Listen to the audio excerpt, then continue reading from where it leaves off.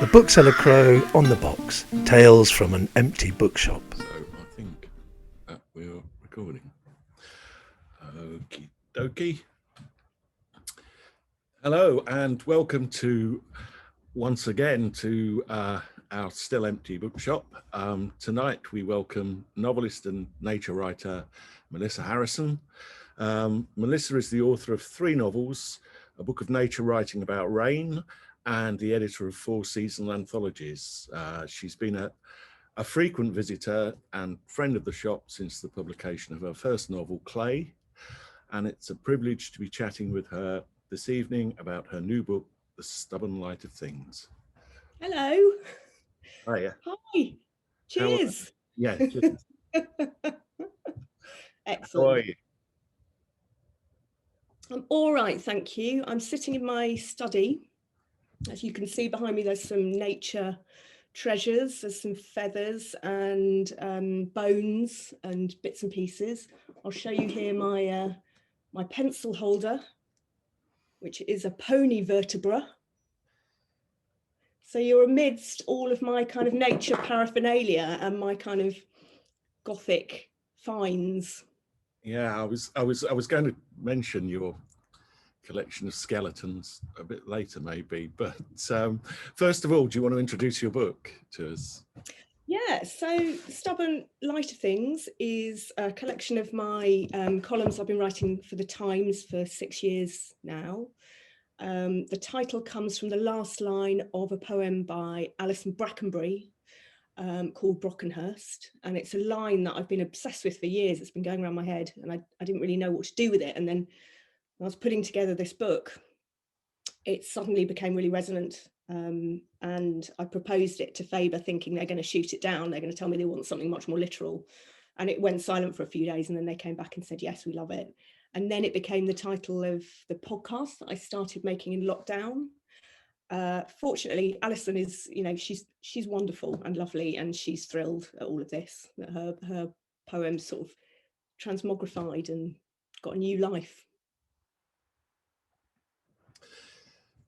The columns start pretty close to where I am now in That's right.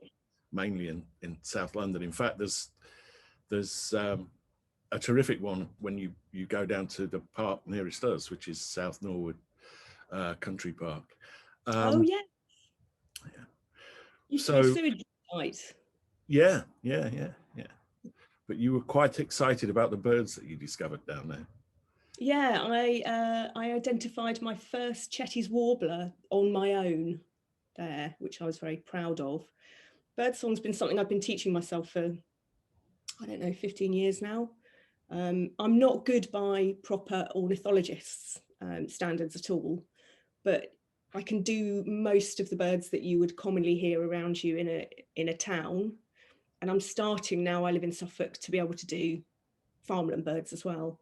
Can't do any waders or shorebirds, can't do gulls. Can't do gulls even when I see them. No one can do gulls. Gulls are impossible. Forget gulls. They don't exist. They're pointless. They change their feathers all the time. They have winter plumage and summer plumage. They're taxonomically intractable. Forget them. Not interested.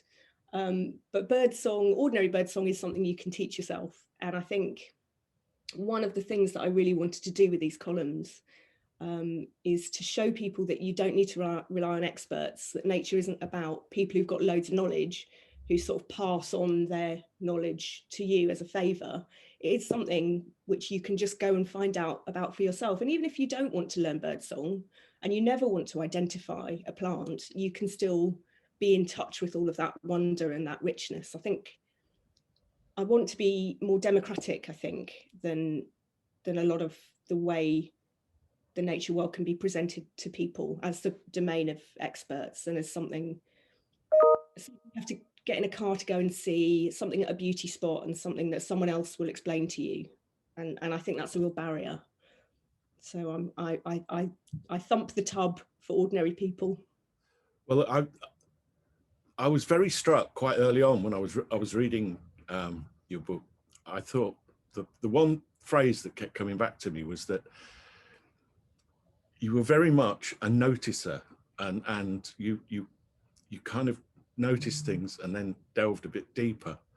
And then I was struck a little later, in fact, when I was listening to the podcast, that's how you described Gilbert White, as a yeah, he was a great noticer. Yeah, yes, and that is something which is available to everyone. Just that ability to, it's not innate. It's something anyone can begin to do, to start to look and to ask questions and allow your curiosity to lead you into a subject. To just sort of stop and maybe record a bit of birdsong on your phone and look it up later, or post it on Twitter and ask what you think it was, what other people think it was, and then check it with an app. It's all there and you can find your way into it. And when you do, for me, I mean, I've said before that it made London survivable for me, and it really did.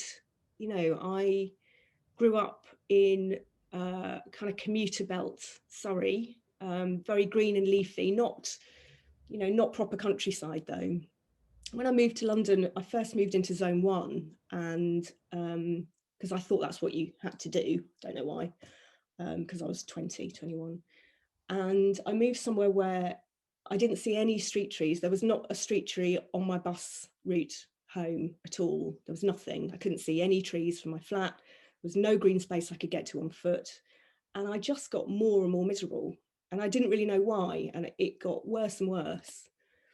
And it was when I went back to Dartmoor on a trip by myself. It's the first solo holiday I did. I was kind of, I don't know, 23, 24, something like that. And I'd broken up with a boyfriend. And I went back to Devon because it's where we used to go as a child. And I remember this sudden realization that this was what I needed and that had been missing. And I needed, I couldn't move out of London. I didn't want to move out of London. I was having a great time. I was running around like an idiot and, doing what you do in your 20s. But I needed to find that connection around me. And once I began to look for it, my whole experience of the city changed. And instead of feeling unforgiving and, grey and artificial and loud and polluted, it started to feel full of birds and full of interesting plants and lichen. And why is there a tomato seedling growing on that pavement? Because someone dropped a sandwich. The noticing and the curiosity changed the city around me because I was noticing different things. And so instead of noticing litter and pollution, I was noticing a suite of different things. And my reality changed. And that was kind of what led me to write the first book, Clay, was to try and be quite evangelical about that and maybe lead people into that experience for themselves. And the columns have done the same. They start off in London, in South London, just around the corner from you. And then I moved to Suffolk, and I wanted it to be clear in the book that it's not better in Suffolk. It's not, I left the city behind for a wonderful new rural life. It's just different. And I still miss London so much, especially now. Were you a great noticer as a child? Did you do that kind of, was it something that you had as a child and then kind of maybe lost as you went? I did, but not because it's innate and it's something that you have or don't have. I had it because my dad was something my dad gave all of us kids. He was a great noticer, and he was very, very curious. And he came from a working class family, but got into a grammar school, did the 11 plus, and was really hungry for knowledge. He really was. And he wanted to go to university, and his father wanted him to start earning money. So he wasn't allowed, but he took that curiosity with him into the rest of his life. And when we went to Devon, he would be constantly, looking up where there might be a stone circle, and we'd have to spend the afternoon wading through chest-high bracken trying to find this stone circle that he was desperate to see. And he'd have all his observer books, Observer Book of Birds and the Observer Book of Pond Life or whatever. We had all of those, and they'd always come to Devon with us. And life was a process of trying to find out what things were. and why. And that was an incredible gift. So I didn't have it because I'm special. I had it because it was given to me. And I think that's something we can all do for each other. We can all pass that on. And you came from quite a large family. Yeah, youngest of 6. Right. So what was there a kind of team spirit, or was it competitive? No. God, no. No. We are quite different. Sorry, there's a fly in here. There's 15 years between me and my elder sister. And so I don't have any memories of sharing a house with her at all. Right. And I think in a really big family like that, you have very different experiences of being parented. I think everyone has different parents. And so the eldest ones were born in India. So they had an Indian childhood. And then when mum and dad came back to England, there was a period of pretty much poverty, actually, of there not being enough to feed 6 children and it being really shit and hard. And then by the time it was just me left at home, there was more money to go around because the others had left. So some of them had that full experience of, we don't know, we're hungry. Some of them had a nanny and a cook and an ayah and a garden boy and a sweeper in India.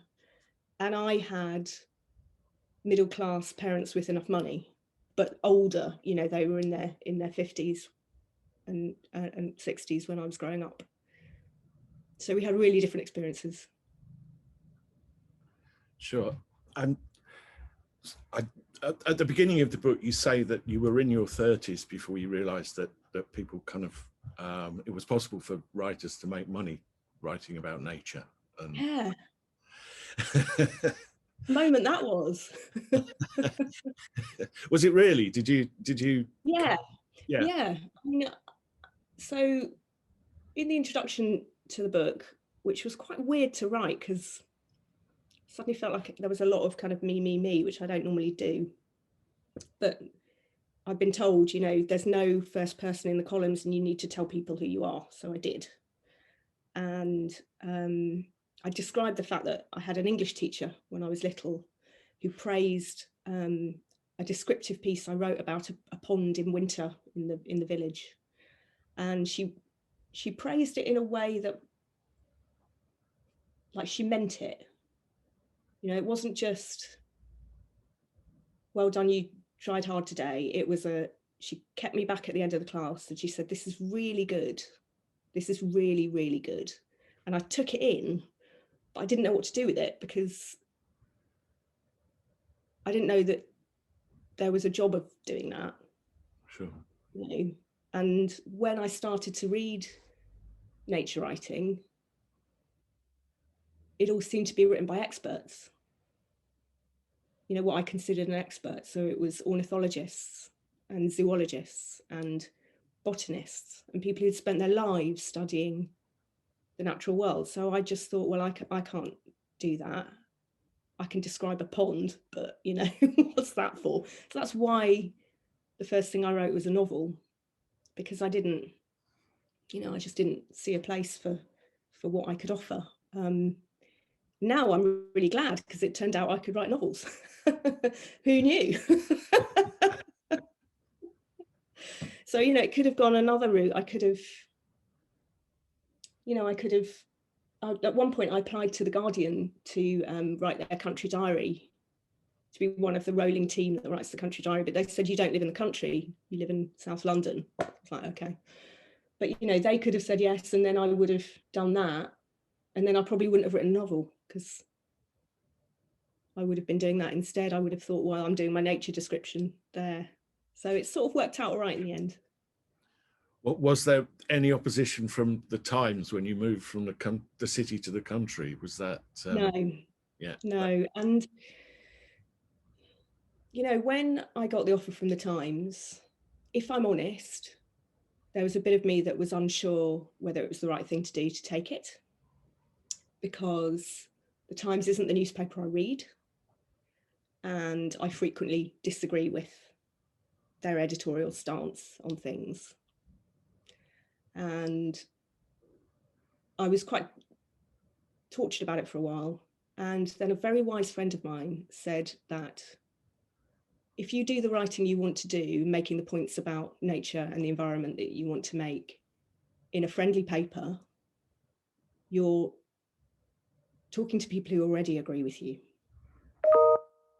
Go and put this stuff somewhere where it will be new to people, or it might be unfamiliar to people. And the Times have been incredibly supportive. And the amount of money that they spend on coverage of nature, you know, they have a daily nature notes column as well as the Saturday column. This isn't making them any money, but for years now, they have published writing about nature, and I take my hat off to that. I think what struck me about the columns, and then particularly about the podcast as well, is that whilst you say that you were asked to put yourself in it in the first person, there is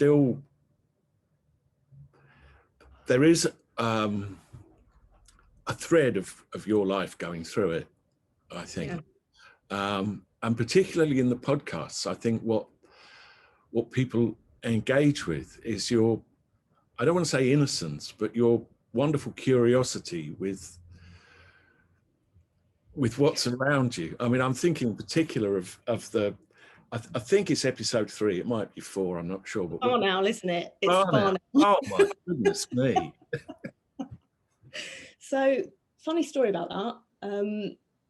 I really wanted to get a Barnowl, and this was right. So Peter, my friend who produced it, and I never made a podcast before, didn't know what we were doing. And I received the field recorder in the post from Faber, who made it all happen, 9 days before the first one went out. So you need to imagine me just wandering around, not having a clue what I'm doing. And I spent that whole week doing the same walk where I knew there was a barn owl roost and where I hoped that I would see it. And it was the final day that I could do it and still get the podcast made. So I was doing this walk, and I'd recorded hours of material at this point over several days of me walking around and not seeing a barn owl and nothing happening. So, my excitement level when I saw it, it was several days worth of frustration that spilled out. And then I took the recording home, and for whatever it was, 6 days, I'd been in touch with Pete and saying, yeah, I've been out again, haven't found it. And I went back and I didn't tell him that I had. I just filed the material because we were sharing a Dropbox. He's in South London. And I just said, yeah, went out, back now, sent the material, see if there's anything you could use. And then I waited while he was listening to it. And that was, it was an hour-long walk of him listening and sending me little messages on WhatsApp going, yeah, it might be a bit here you can use. Oh, it's such a shame, isn't it? Oh, maybe we'll find something else for this episode. And then waiting, and then and he heard the bit where I kind of shriek and just lose my shit quite badly. And it has been quite a key moment, I think, that one, for a lot of people. I'm not sure we bettered that episode. It's extraordinarily charming. I mean, it's kind of... I did overload the mic though. Went fully into the red. So presumably the podcast has taken up quite a bit of your time recently. Has that impinged on any writing that you've been doing? Or a bit. I guess I'm asking if you've got a novel coming along. Or... Well, there is a thing, but I don't know if... Okay, so when is this going out? Thursday. So yes, there is that. So an announcement's gone out, but no one seems to have picked up on it yet. Right. So I might be breaking some news here. Okay. Which is, I have 2 children's books coming out in 2021. Oh, excellent. There you go. First with the headline news. Well, We're always good for an exclusive. And who can you say who's publishing those? Yes, they're published by Chicken House.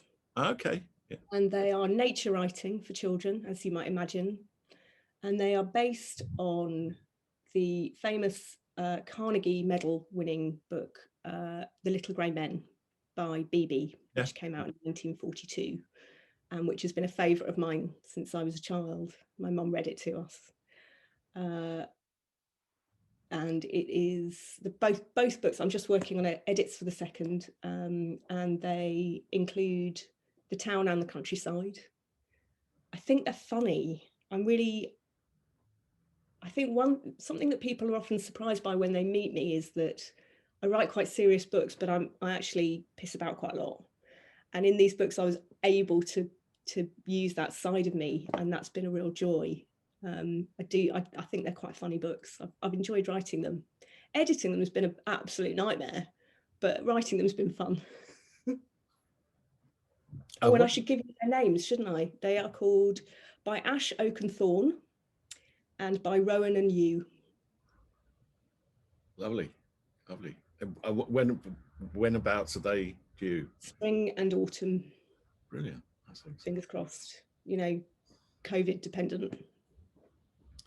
Particularly in the podcast, you're very generous and quite focused on poetry as well, on basically putting it forward as a way of connecting us to nature and stuff. But you're not a poet yourself. You're not. Well, that's a slightly sore spot, because I would very much like to be, and I get stuck. When I try. It feels almost too important, like it matters to me too much. Poetry means so much to me that it's paralyzing. I did publish some poems last year on Caught by the River, or earlier this year, actually, I think it was. Time's gone really weird this year. I don't know what's going on. It might have been earlier this year. And they were written at the Museum of English Rural Life, where they had a project called the Museum of the Intangible, where they got various writers and other practitioners, posh word, makes it sound like I've done a PhD, which I haven't. And we got to go in and handle various things from the museum, one of which was a collection of bone bobbins used for lace making. And there were the tools used by thatchers as well. And we got to spend a day feeling them and learning about them. What was the other? It's bone bobbins, thatching, and chair making, bodgers for chair making equipment. And I wrote 3 poems connected with them, which I'm actually really proud of. But I hope that one day that loosens up for me. But it hasn't yet. In the spirit of you continuing to teach yourself and learn things, which seems to be a pretty constant in your life, I expect the poetry to arrive at some point. There are novelists, there are novelists who write poetry as well. Yeah. It can happen. They're very different things, though. Now, what was I going to say? Was it more about the podcast? No, it wasn't. It was about skeletons. Oh. I've lost it. I made a note. Do you want me to fetch you a sheep? Oh, no, I've got it. Found a dead weasel and put it in a stocking. Yes, I did do that. What's that about then? So that's from one of the columns. So I found a dead weasel on the road in the first village I moved to when I moved to Suffolk. And I do have a collection, as I point to. There's a fox skull over here. There's a kestrel skull behind me. There's a set of mole bones. There's rat bones. There's bird bones, there's all sorts. Oh, there's a nice muntjac skull over there as well. Anyway, so I found a weasel. I'm obviously not going to waste it, so I took it home. And then, so what I do to clean bones, there are lots of different ways, but some of them are quite awful, like cold water maceration, which is where you leave them in a bucket of cold water for a while. And the smell, I did that with my rat, and the smell I will never forget. Like, it got in my nose and it was there for days. It didn't help that I poured the old water down the drain outside the house, and then the whole house stank of dead rat, and it was, so not doing that again. So I just bury things in the garden and dig them up a couple of months later. But with small things, I put them in some tights, or the foot of some tights, or pop sock, because otherwise you lose all the bits. And weasels, like many animals, have a baculum if they're a male, which is a penis bone. So obviously I didn't want to lose the penis bone if present. They also have a worm that lives up their nose, whose name I can't pronounce, that sends them mad with distress and discomfort. And you can sometimes see on their skulls whether they've had an infection. It's called Scaringium something, Latin. Okay. Do you want me to fetch the weasel skull? Do you want to see it? Yeah, go on. Let's have a look. Let's have a look. Where is it? Okay.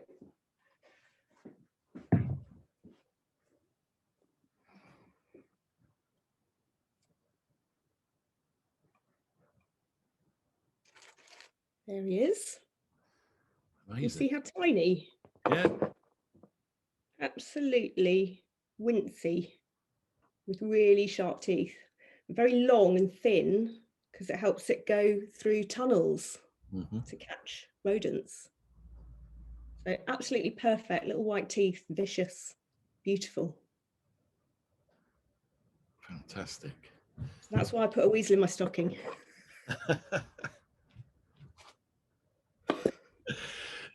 I think we're just about done. Are we?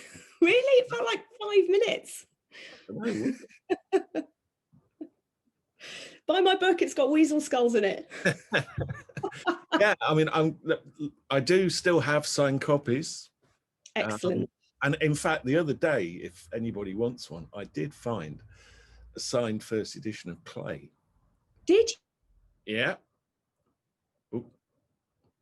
The treasure. Exactly. But I'm doing signed copies of this book for indies, and because I can't get out anymore to sign, some will have book plates. So I've signed some of those, and they've been sent back to Faber as well. So if you order from Jonathan, get a signed copy. Yeah, they're still proper signed copies at the minute. I have got some book plates as well. Signed ones, good, even better. Good. That was brilliant. Thank you. And good Pleasure. luck. I'm really sad I couldn't come into London and do it. Yeah, no, I mean, it would have been great, wouldn't it? I know, and I was kind of saying to myself, you really want to go into London, this is work, you can use this as your excuse to go into London. Now I just thought, I'm bargaining, I'm doing what other people are doing in order to break the rules. The spirit of the rule is stay at home. Yeah, absolutely. And I know that, I understand that. So yeah, well, there'll always be a next time, and hopefully for a couple of children's books as well. Yes, look out for those. I better check with Chicken House that it's okay for me to have said that. we can put some crows over. Well, the press release definitely gone out, and I've had people DMing me because they've seen it on Book Brunch, but it's not gone into the bookseller yet. So at some point. Yeah, good stuff. Thank you, Melissa. Pleasure. Applause now from Next Bookshop. I think that was half an hour. That's pretty good by the time we've topped and tailed it. Good. I bet you've never done one of those with a weasel skull before. Not with a weasel skull, no. No. Yes.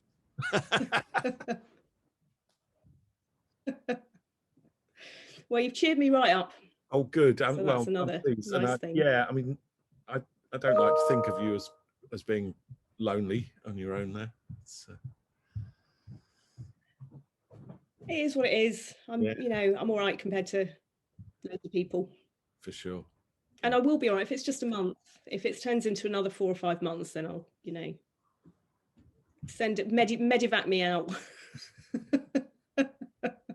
I mean, I've got to be honest. I mean, here, particularly on Saturday when we came up here, it was almost like everybody was just ignoring it. The place was heaving with people. So yeah, people have got used to it. It no longer feels like you might die just from walking outside. No, which it certainly did for a while back earlier in the year. Yeah. I was thinking about that the other day. The first time I went to the supermarket, I remember just the feeling of like, fuck. Yeah. We're in a pandemic and like I'm walking around and yeah. And now it's just like, I'm just going to pop in and get some preserved lemons. Whatever it is. Brilliant. Okay. Thank you. Right. Yeah. So it goes out on Thursday, so I will do some tweeting. Yeah, Willa will edit it the next day or so. So okay. Yeah, and we'll tweet as well. Yeah, good Brilliant. stuff. I really enjoyed it. Lovely conversation. Thanks. See you later. Ta-da. Bye. Bye. April 2016. It's been a sewage farm, a training ground for the local civil defence unit, and a pottery and brickworks. Vast amounts of rubble was dumped there following the Blitz. But on Bank Holiday Monday, I stood in South Norwood Country Park in South London and heard a Chetty's warbler sing.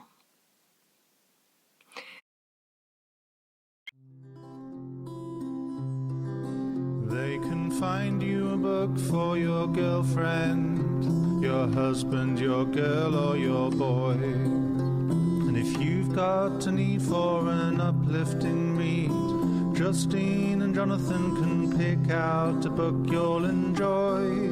What a book at the Bookseller Crow on the hill. What a book, what a book at the Bookseller Crow on the hill. Crystal Palace Hill, it is. But you can order online.